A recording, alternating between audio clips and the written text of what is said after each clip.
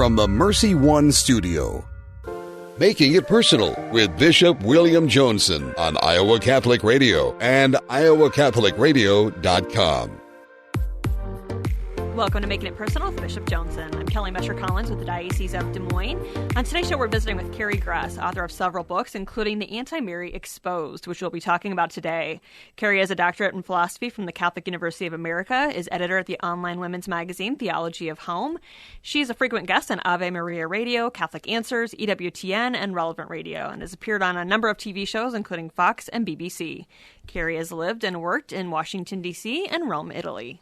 So good morning, Carrie. This is Bishop Joensen, and it's so great to reconnect with you after so many years.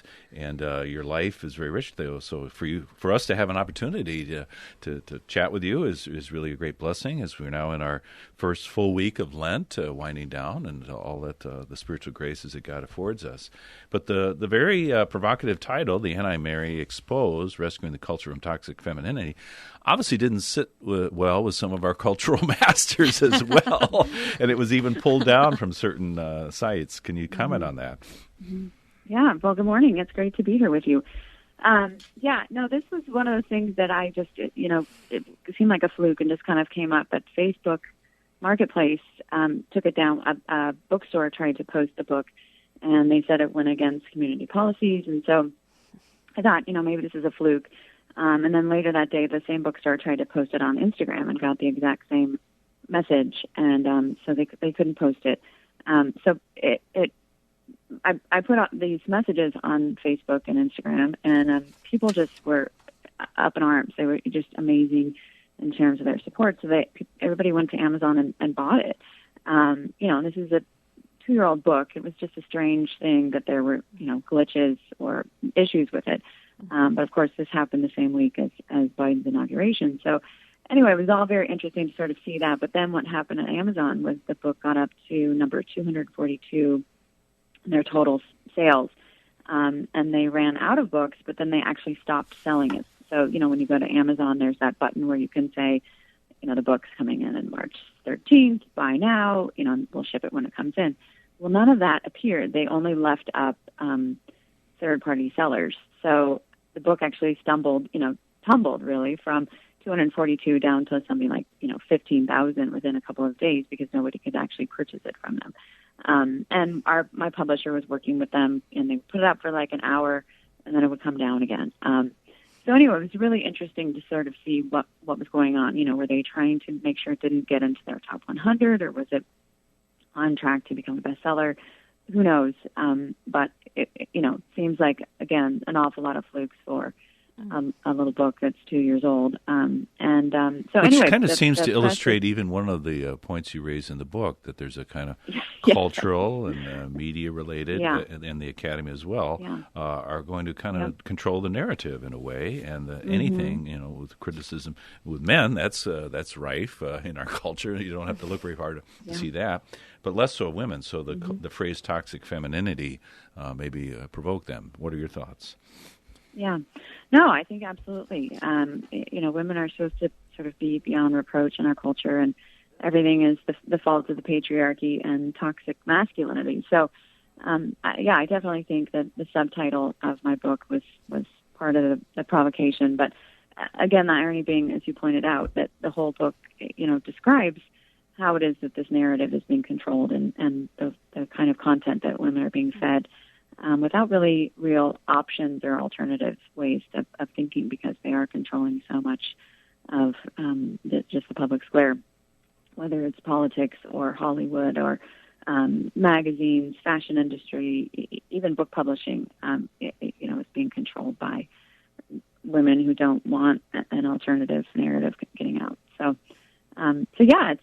it's been great for this book. A lot of people are seeing it that never would have seen it otherwise. So you have to see the Holy Spirit. That was a brilliant marketing strategy, Carrie. Way to go.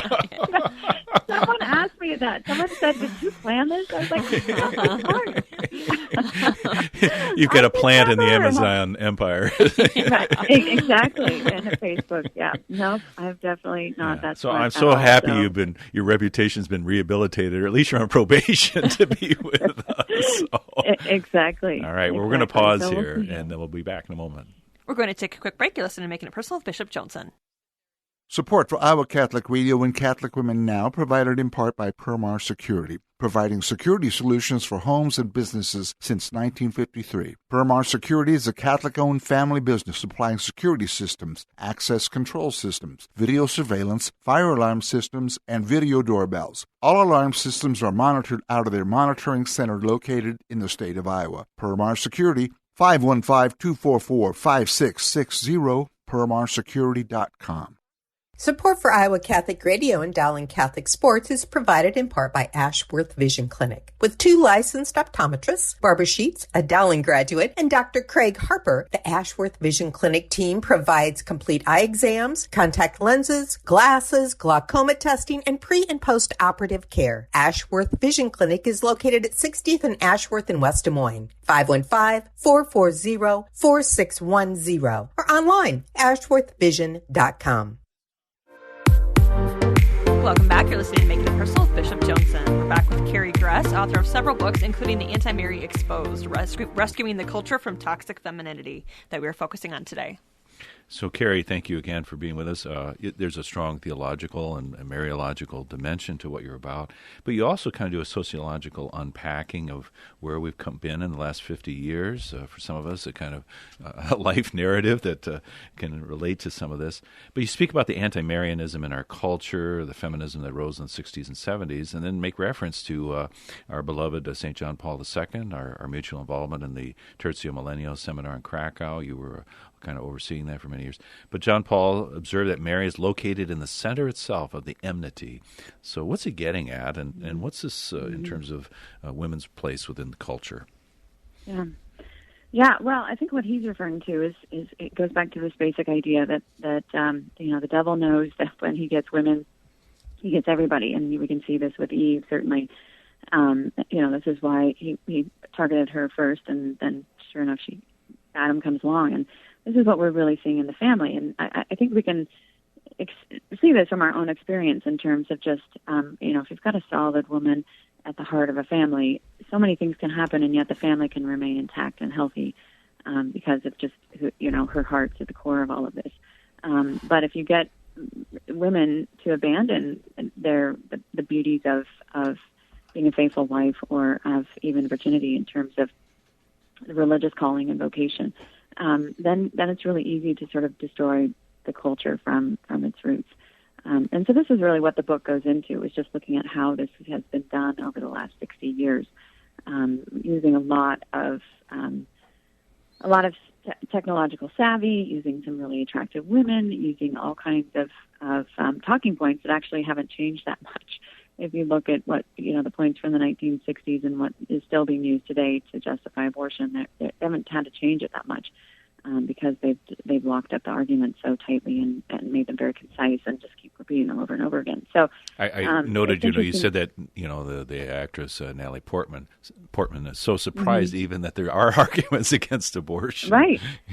Right. Yeah. People just don't hear them, especially when you're in an environment like Hollywood where it's just, presumed to be second nature and almost as a rite of passage to have had an abortion. So, yeah, it's really tragic how far we've gotten away from, authentic womanhood and certainly Our Lady as a model. In fact, it's almost, laughable to suggest to women that they should look to Our Lady because they've done such an amazing job to pivot away from who she is and who her virtues are.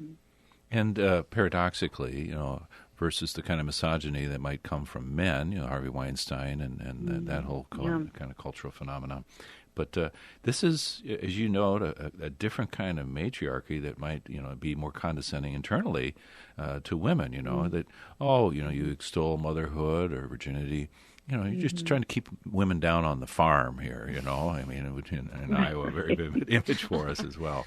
So this mindset of popular feminism, I want it all. And, is that possible for any of us? But I was struck, just to think in contrast with St. Theresa of Lisieux when she was a child in that basket of goodies, I choose all. And she who entertained all the possible vocations in the church. Is it a stretch to try and contrast those two different dispositions? Yeah. No, I think that's a really beautiful juxtaposition, actually, because you see in the one the radical feminist is grasping at everything at the expense of others, the expense of her children who are aborted, the expense of men and relationships and family, all of that. Whereas Theresa is doing the opposite. She's sacrificing and offering everything from within herself for others. So one is saying, you must do this for me, and the other is saying, I will do this for you. So yeah, I think that's an incredible way to put it. I might have to borrow that actually at some point. Those two together. So thank you. Yeah, no footnote needed. It's all yours. Oh, thanks. It belongs to the church. Yeah. And then when we think about Mary, and I'm kind of leaping around here, but yeah, as you say, to choose all, to grasp it all, versus to offer all of oneself in this way. Mm. And we think about Mary and her own embodiment of all this. Why is her form of surrender not simply pathetic weakness, as it might be judged by this kind of anti-Marian culture? Yeah. No, and I think that's an important point, is to say, or just to see how much that Aristotle and the human mind goes from one extreme to the other. So the way they've painted us is that if you're not just like them, then you must be a doormat. And I think that this is, it's that's just the other extreme, which of course is not true.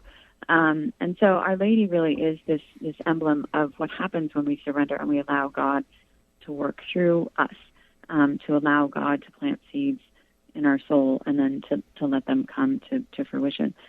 She's an example of fruitfulness. We talk about this a lot in Scripture, which it comes up in the Rosary, and I've talked about this in subsequent books, and especially in Theology of Home too, that women aren't made to be powerful, they're made to be fruitful. And yet in our fruitfulness, you can see Our Lady is, she's been called the most powerful woman in the world. There's no woman that's been painted more, who's inspired more. If you look at all of Europe, so much of it is built like Notre Dame Cathedral with her in mind. So it's an interesting thing to see that when we grasp at power, we don't really become powerful, but when we grasp at what God has for us, then all the other things come from it. And that's why she is such a great model for us, because everything that she does is a reflection of God and is not of herself. That's beautifully. Which is the exact opposite of the what we're told in the world today. Beautifully elaborated, and of course, you're singing my song when you make reference to Aristotle as well, but it's kind of something that's an ingredient in the cancel culture, right? That they become, tongue-in-cheek, more binary in their own way, that they only allow for extremes and not this kind of richly textured part of, and the level of anthropology and in other ways also. Full disclosure, we're both Catholic U philosophy alums, so, we'll try not to go down rabbit holes here. But where nature can't stand a vacuum, if we displace Mary, right, then we're gonna ultimately find others, and these iconic figures of Folly, Lilith, yes, Jezebel, and Artemis take that vacuum. Could you the hold they have in our contemporary consciousness? Mm-hmm. Yeah, no. I won't ask you to do all five, but just maybe one of them. No, but I think what you raise a great point. This vacuum idea. Whenever Christianity and Judaism are weak, paganism is like the jungle. It's just going to move in and take over. And this is really what we've seen with this resurrection of this goddess worship culture that exists now. And, maybe it's not in front of us every day, but you can see it if you look deep enough. And it's certainly very much alive in the radical feminist work. So, yeah, it's really just trying to make every woman a goddess. Women are sort of picking those that have been lauded throughout the centuries and trying to kind of emulate them or be ruled or guided by them, obviously in a very demonic kind of way. So yeah, someone like Lilith was one of the probably the most surprising pieces for me to research, was just looking at her. She's known by, James Joyce called her the patroness of abortion. The word lullaby comes from people praying against her because she would seduce men and kill babies. That was how she was described. And so if you look at what happened in the 1960s, where women, threw out all these mores and traditions and things that people have taught us because they protect us, really at the heart of them was the seduction of men and then, of course, the killing of the fruit of that, which was, of course, babies. So anyway, it's horribly sad to sort of see this repetition that passes itself off as wisdom, and in fact is actually, again, falls back into folly, because these women didn't have enough formation to really see that what they were doing is as old as the hills, and is still as, it's just as deadly as it was centuries ago. Mm-hmm. And becomes a kind of reflexive spiritual, psychological violence in the process, It's not that kind of salutary denial of self, but denying something of one's identity in a very way. And this is probably too much TMI, but you mentioned Artemis, the goddess figure, and everything else. I was hearkening back to my trip with my good priest friend Father Scott Bullock when we were in Ephesus, and they're in the great amphitheater, and reading that passage of the Acts of the Apostles, and Paul and everything else, and I'm up in the stands saying, "Give us Artemis, give us Artemis," kind of enacting that passage from the Acts of the Apostles. Now, no, I want no texts or critical messages that I'm somehow swaying from my devotion to Jesus. But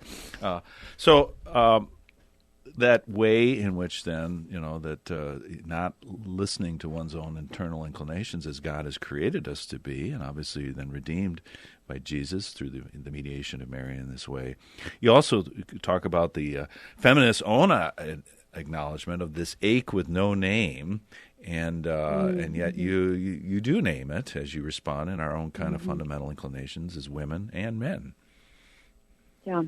Yeah, no, and this was one of Betty Friedan's, real rallying cry that I think resonated with so many women and led so many of them astray, was that they had this ache with no name, and they all assumed it was because they were home with their children. But, if she had known her own faith tradition, she would know that this ache is what every human experiences, that it's a desire for God that can only be filled with God. So it's a tragic thing to see how she was able to manipulate that and turn people away from God even more, because we're now seeing the fruit of it, and it's awful if you look at the statistics related to women's unhappiness. Everything from suicide rates to depression rates, substance abuse, STIs. All these things just reflect a population of women who are incredibly unhappy, and we're not hearing anything counter, to recognize that and bring us back to what is actually going to make us happy again, because the idea is that we just need more of this and then we'll be happy. Sort of that same communist mantra. We just haven't tried it yet. It'll work next. This belief that eventually if we just have more of it, it's finally going to work. Tragically, we're just producing more and more unhappy women. And now that the LGBT movement is actually following the exact same ideology, it's actually just the fourth wave, really, feminism. We're seeing even more problems because of the fact that now we're messing with biology. We're, hacking off body parts and really changing people biologically in ways that, there's no going back. If people decide that it's still not filling that ache with no name. Well, thank you. I think that's a key insight. You talk about, hacking at different parts. I mean, there are these rallying exhortations to uphold the sisterhood. We can think of The View and other shows in this way, or showing one's lady parts. Yet there's a kind of newspeak that plays loose with the truth. And yet another paradox, that there's this, rallying or this fascination with royalty, as a kind of maybe remote phenomenon that kind of idyllic in this way. But just think of the recent announcement of Harry and Meghan's pregnancy with their second child. How is this, part of manifesting this phenomenon? Yeah, I think it's an interesting phenomenon, because you would think that would be the last thing that radical feminists would want to extol and uphold, is because it's such a vestige of the patriarchy. What could be more patriarchal than this very old matriarch or monarchy? Of course, Queen Elizabeth has been queen for so many years now, but it is a very it's a hierarchy. It's not a democracy. There's not there's definitely a pecking order, and so it's interesting to see how much that fascinates people. And I think much of it is just because it's wrapped in glitz and in fashion and all of that. But I think it does, at the heart of it, it shows that people want this sort of fairy tale ending, that they want something beautiful and compelling. And certainly, the scandal around Harry and Meghan has, fueled that all the more in so many different directions and ways. But, it's not going away. There's that discussion and fascination is just going to continue to stay there because of the royalty connection. Oh, you're giving us a lot to reflect on. This is kind of a hearty breakfast fare here for us to think about our mid-morning, for those who are fasting on Fridays during Lent. Here's a nice substitute here to feed the soul. And maybe it's almost going a little too heavy lifting here, but, you mention royalty. But you also contrast the male disposition toward hierarchy and the common good versus the female inclination toward egalitarianism. Obviously, there are repercussions for our church. Why wouldn't we all? I mean, as we're modern, democratic, liberal people, why wouldn't we esteem egalitarianism over hierarchy?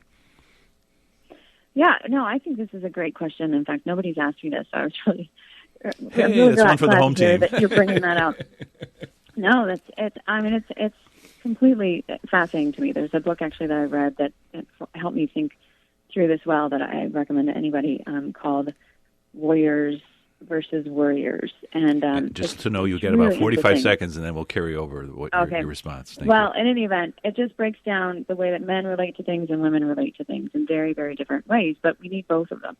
So I think that's part of the problem is we've reduced everything down into egalitarianism instead of at the expense of the hierarchy, and I think that's really the crux of the problem. Okay.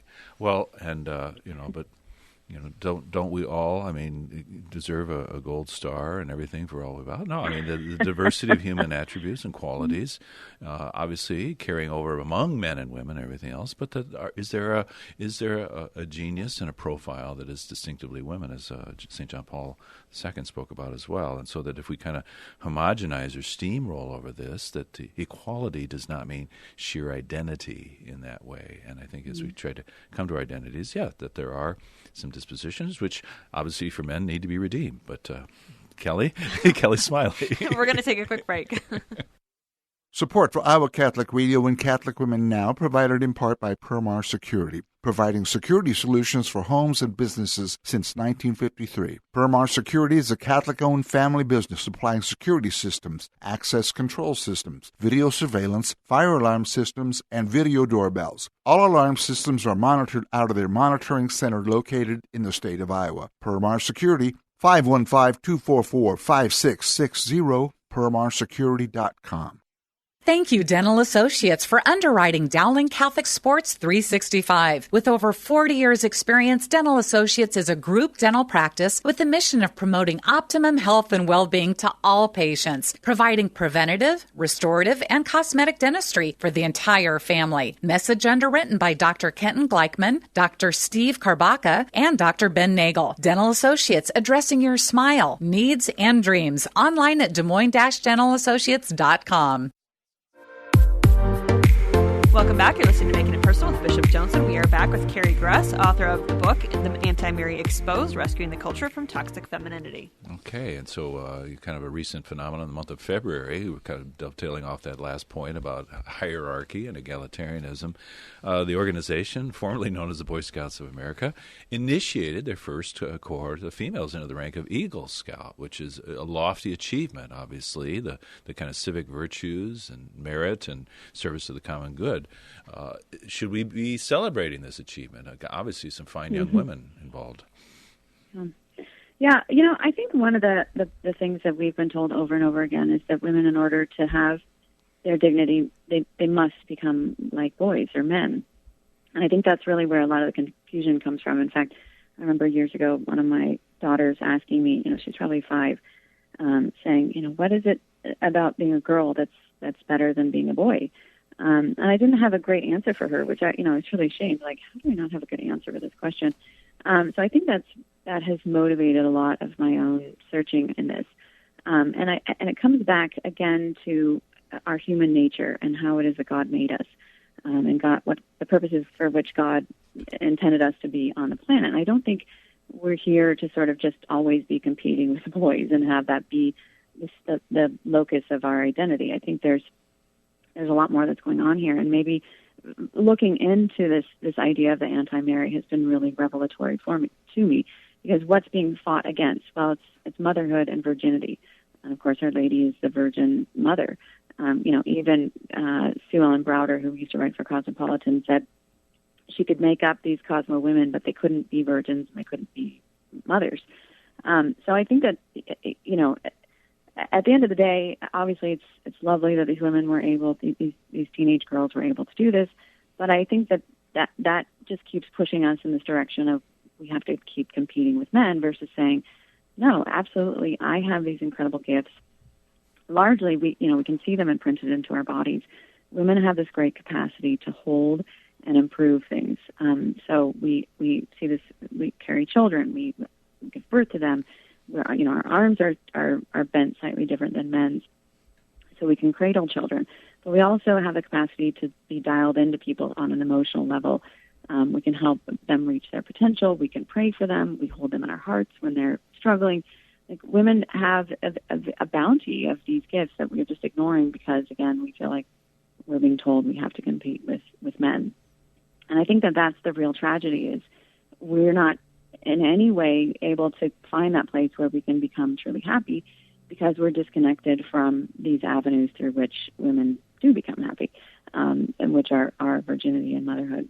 So I think that that's the real issue behind this is, just Boy Scouts isn't Boy Scouts anymore, and changing that and twisting it in a way that is a distortion of both boys and girls. Right. Without casting any aspersions on these young women or anything, you've given me something to reflect on, enlarging the lens there. Right. So we have about a minute 20 left. We could have you for a whole other show, and would look forward to doing so in the future. But you do make that sobering observation that the church has lost a majority of women. What's our hope in terms of possibly drawing them back and the mission of the church from Jesus and Mary's role in that and our prayer? Yeah.